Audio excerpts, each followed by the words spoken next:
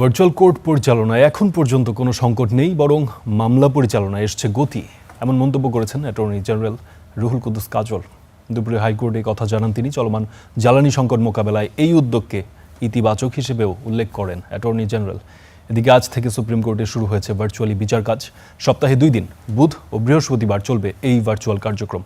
গত 19 এপ্রিল এক বিজ্ঞপ্তিতে এই তথ্য জানানো হয়। বিজ্ঞপ্তিতে বলা হয়, বৈশ্বিক অর্থনৈতিক পরিস্থিতি বিবেচনায় সুপ্রিম কোর্টের উভয় বিভাগে ভার্চুয়াল কোর্ট পরিচালনার উদ্যোগ গ্রহণ করা হয়েছে। যদিও মঙ্গলবার আইনজীবীরা এর প্রতিবাদে মানববন্ধন করেন। প্রধান বিচারপতি তিনি আদালত ব্যবস্থাপনারা সুনির্দিষ্ট করে থাকেন।